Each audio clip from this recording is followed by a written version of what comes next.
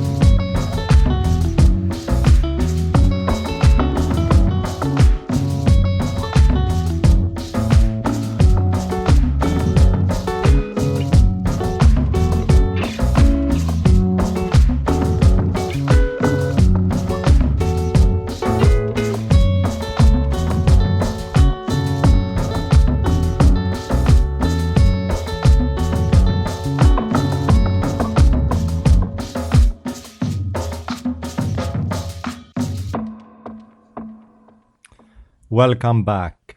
I hope you feel relaxed and comfortable. I'm sitting here with a hot cup of coffee, looking out over a warm autumn street with leaves littering the sidewalks. It's a lovely day.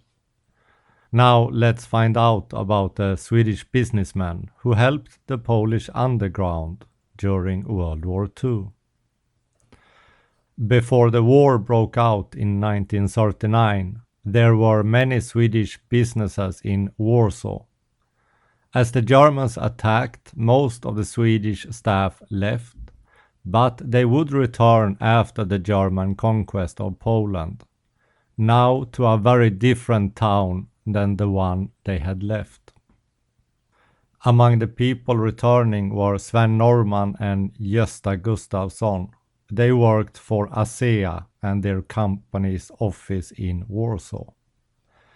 Also returning was Karl Herslov.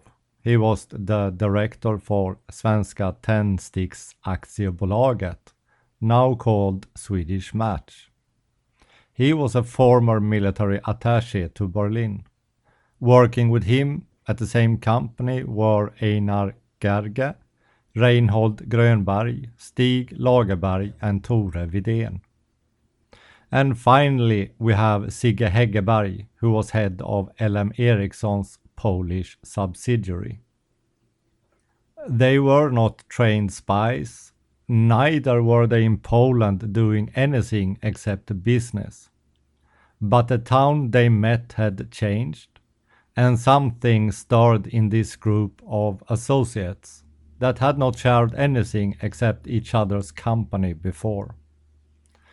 They disliked the German brutality, and at some point, it's not known when, they decided to do something about it. They were simply 8 persons who wanted to make a difference. Before we continue, here comes Fractal of Light by Chris Haugen.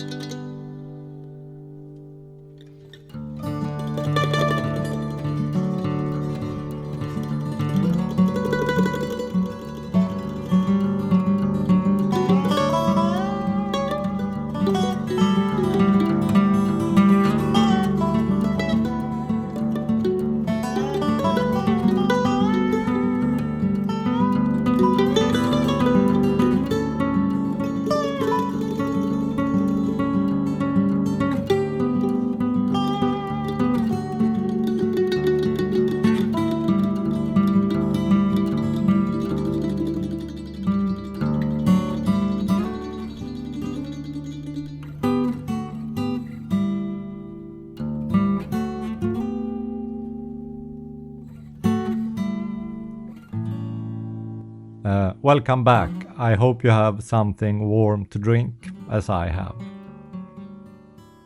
Let's continue. Sven Norman, who knew the previous Polish mayor of the city, started already in 1939 taking pictures of vandalized Jewish property and how they were forced to wear a yellow star. He and all the others reacted to the brutal way the Jews were treated and the ghettos that were being created. Sven Norman will accept a letter from the previous Polish mayor and take it to Sweden.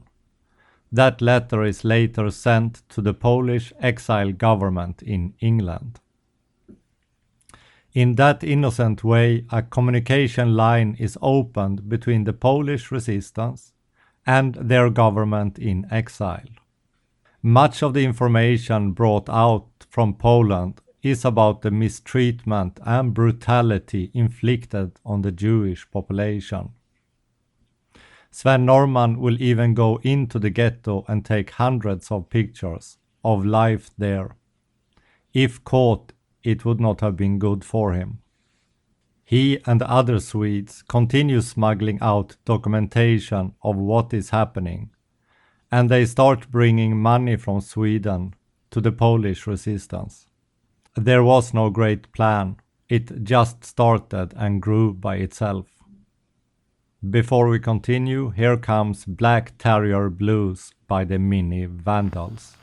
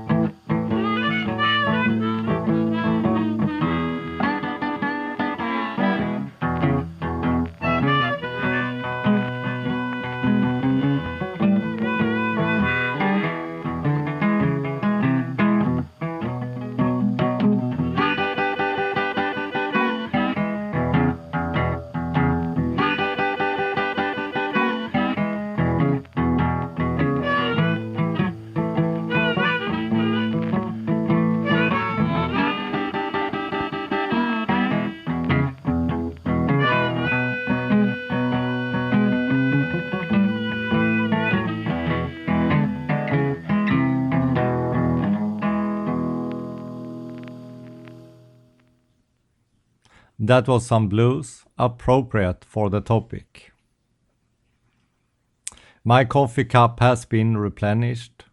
As I am a firm believer in much coffee, nothing I can recommend to anyone else, but it works for me. So the Warsaw Swedes have now gone from wanting to do something to becoming an integral part of the Polish underground and their contact with the exiled government in England. Sven Norman gets the code name Hjalmar. The speed at which they can get a letter from occupied Poland to England is only 10 days, which is amazing when you consider where it comes from and how it will get to England. In May 1942, the Polish general WWII, who was head of the Polish resistance inside Poland, states that the Swedes can be trusted with large sums of money and they must not be exposed. However, all is not good. The Polish legation in Stockholm is in contact with London via telegraph using a weekly encryption. The Swedish FRA, or the Defense Radio Establishment, only needs 1 day to crack the code. And if Sweden can do that, so can others. Germany was listening to all traffic. It was a weak point. If they find out what is going on, the Swedish businessmen will find themselves in truly hot waters. So let's take a break, stand up and stretch a bit while listening to Wallflowers by Bad Snacks.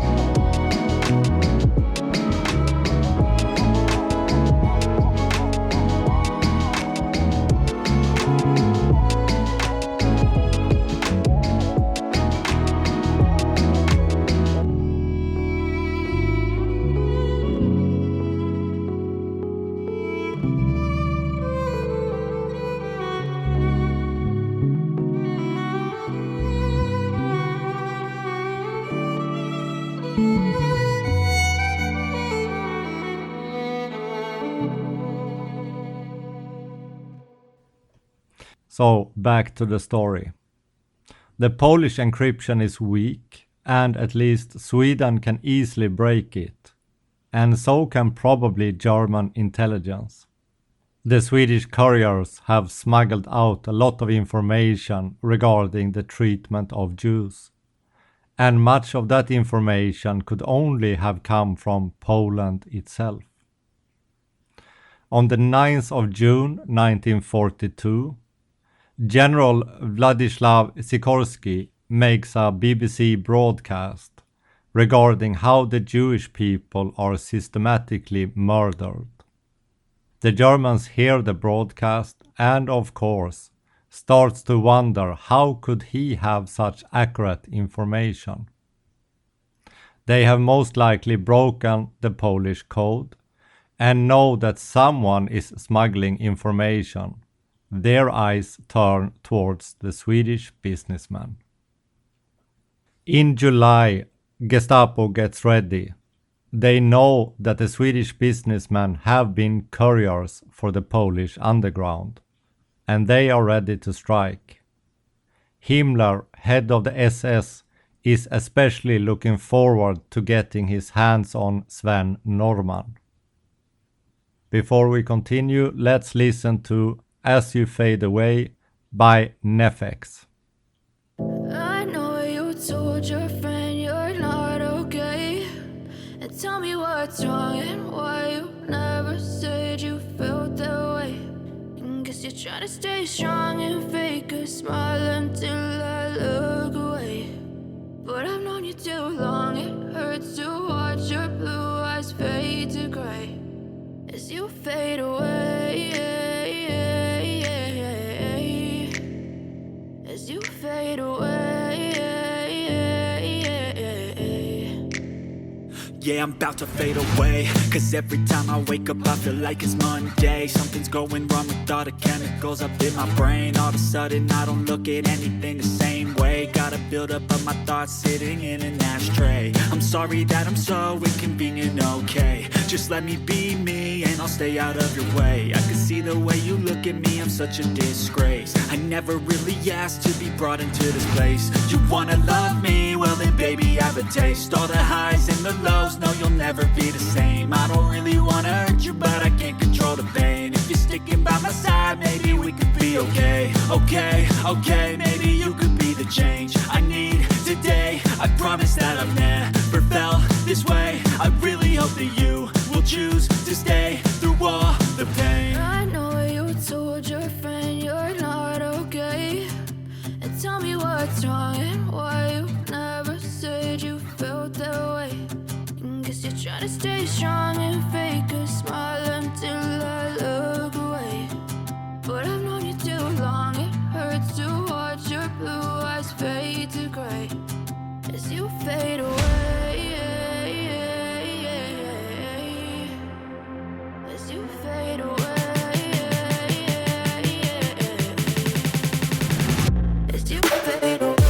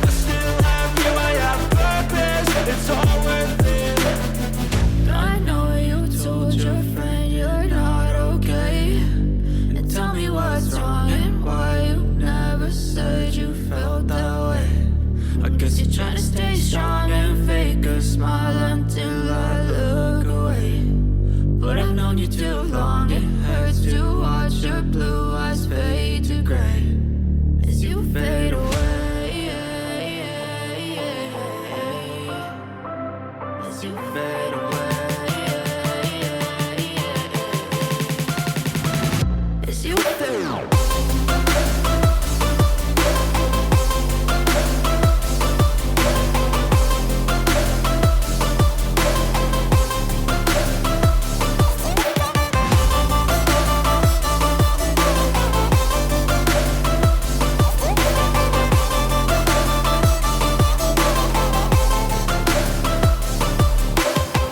I know you told your friend you're not okay. And tell me what's wrong and why you never said you felt that way. And guess you're trying to stay strong and fake a smile until I look away. But I've known you too long, it hurts to watch your blue eyes fade to gray.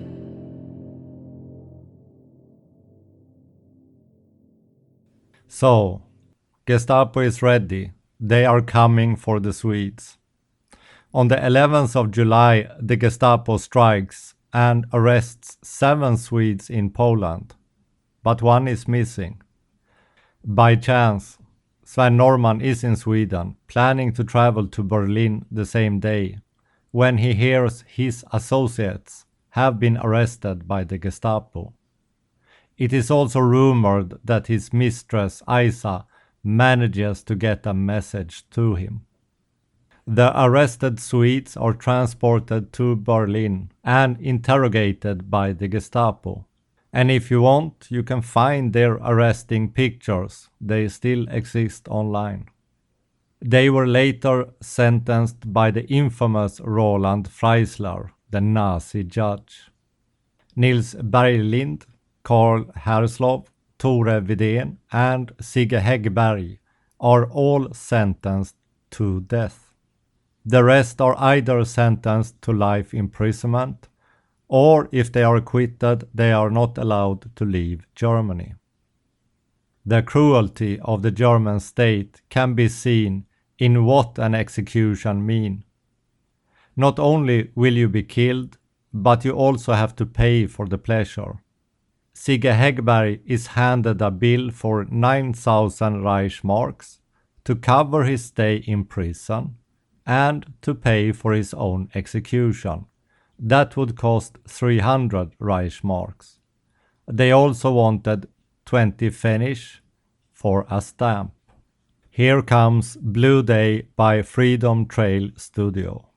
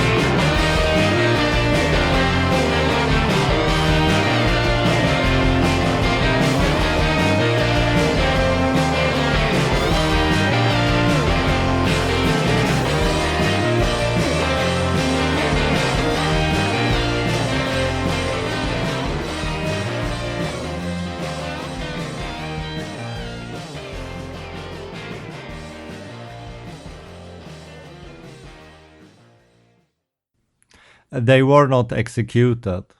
A letter was sent from the Swedish king, and Himmler's own masseuse Felix Kersten spoke up for the Swedes. In the end, the fact that Sweden exported ball bearings and iron probably saved them from execution. The staff working with the Swedes were not so lucky. Some were executed, others imprisoned. Himmler himself stated that if he had got his hand on Sven Norman, nothing would have saved his skin. Sven Norman, of course, never traveled to Germany again during the war. After the war, he went looking for his mistress, who had been imprisoned by Gestapo. He found her and they later got married. After the war, they all went back to business as usual. Sven Norman, when asked why he did what he did, said, "I love earning money. Only one time did I want to do something that did not pay. It was as simple as that." They hardly ever talked about this after the war, like so many others never did. But now I know, so you know, that a few people can make a big difference. I hope you enjoyed the story, and even more, I hope you are enjoying Comcrafty's creations. She has been doing this for a long time and she loves it. Why not take a look at her channel, and if you like it, why not subscribe? She would appreciate that a lot. This is all from me today. Maybe I will be back next week with another story and some music. Until then, enjoy life and enjoy the autumn wind. It is pushing you towards spring. After all, just a short winter stop before you get there. So I end with some summer tunes. Caribbean Steel Drum Happiness by Doug Maxwell. This is JMS with an empty coffee cup in my hand, so I have to run.